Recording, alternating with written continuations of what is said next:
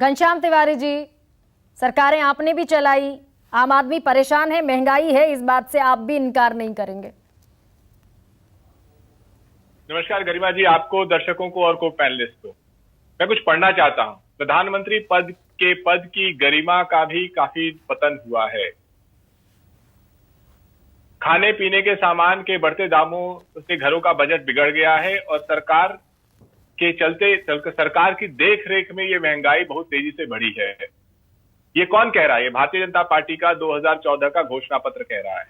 वो घोषणा पत्र कहता है कि मोदी जी ने 2011 में एक रिपोर्ट बनाई थी मुख्यमंत्री के तौर पर, जिसमें उन्होंने देश को खाका दे दिया था कि किस तरीके से देश में महंगाई कंट्रोल होगी। यहाँ कहीं नहीं लिखा कि बारिश के चलते महंगाई बढ़ रही है, विदेशों के चलते महंगाई बढ़ रही है।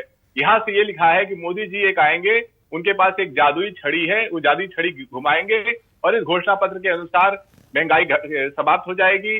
देश की जो वृद्धि दर है, जो विकास दर है, ये कहते हैं 2004 में लगभग डबल डिजिट ग्रोथ थी देश में। जो कांग्रेस की सरकार थी उसने उसे सिंगल डिजिट कर दिया। आप ये बताइए 10 साल में ये क्या एक बार भी कांग्रेस की सरकार का मुकाबला कर पाए? जो उनका हाई ग्रोथ मार्क था, नहीं कर पाए। तो जो सरकार सरासर झूठ है, जो एक पोंगा पंडित को विद्वान बना करके प्रस्तुत करती है, और जब विद्वान सामने आते हैं, जब पढ़े लिखे लोग कहते हैं, जो शिक्षक कहते हैं कि देश में पढ़े लिखे लोगों को वोट दो वरना पूरा देश चौपट हो जाएगा, तो ये सरकार ऐसा डंडा जादुई छड़ी घुमाती है, उस शिक्षक की नौकरी चली जाती है, चाहे वो शिक्षक कहीं का भी हो। और इस सरकार की जादुई डंडा घुमाने वाले लोग कोशिश करते हैं कि जिस मंच से वो शिक्षक बोले उस मंच को भी संकुचित कर दिया जाए। क्या इस देश को एक पोंगा पंडित की एक और बुक आई थी जिसका नाम था मोदीनॉमिक्स। उस मोदीनॉमिक्स से क्या निकला? नोटबंदी, जिसने गरीब को आहत दी, जिसने देश की अर्थव्यवस्था को हिला दिया। उस मोदीनॉमिक्स से ऐसा जीएसटी निकला जो कि दूध दही आटा जो गरीब की थाली में जो कुछ भी जाता है उस पे लग गया। उस मोदीनॉमिक्स से पेट्रोल का डीजल का दाम ऐसा निकला कि जो सरकार कहती थी कि बहुत हुई महंगाई की मार, वो मोदीनॉमिक्स के चलते आज पेट्रोल डीजल 100 के पार है। उस मोदीनॉमिक्स का नतीजा ये है कि जो रुपया है वो सबसे अधिक कीमत पे है डॉलर के मुकाबले। उस मोदीनॉमिक्स का नतीजा है कि देश लगातार कर्ज में डूबा हुआ है। उस मोदीनॉमिक्स का नतीजा है कि इस सरकार में चाइना के साथ ट्रेड डेफिसिट $100 बिलियन के आसपास पहुंचने वाला है। तो जो सरकार एक पोंगा पंडित पद्धति से चल रही है, जो पढ़े लिखे लोगों को नकार देती है, जो चाहती है कि जो प्रधानमंत्री ने ऐलान कर दिया उसे ब्रह्म वाक्य मान लिया जाए, जब वो 2014 में कहें कि हम महंगाई मिटा देंगे, यही इसके अगले पन्ने पे इन्होंने बेरोजगारी की बात लिखी कि किस तरीके से इस देश से बेरोजगारी मिटा देंगे।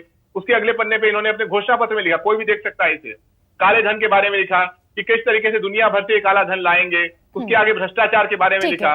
जो मीडिया में आया है कि जो देश के काले कानून कृषि में बने वो भी अडानी और किसी एनआरआई ने मिलकर के बनाने में सरकार की मदद की, और सरकार के मंत्री कहते रहे कि इन्होंने 1 करोड़ किसानों से इसके ऊपर मंत्रणा की थी। जो सरकार या तो मोदीनॉमिक्स पे चलती है या अडानी नॉमिक्स पे चलती है, तो ये कहना पड़ेगा कि देखिए मोदी जी तो नादानी है, यहाँ पर मालिक तो अडानी है। तो जब तक अडानी जी चाहेंगे देश की महंगाई जो है वो कम नहीं होगी। और इस समय अडानी जी से हमें निवेदन करना चाहिए, कुछ करें, मोदी जी को समझाएं, क्योंकि मोदी जी सिर्फ उनकी सुनते हैं, जफर इस्लाम तो सुनेंगे नहीं, हमारी आपकी नहीं सुनेंगे।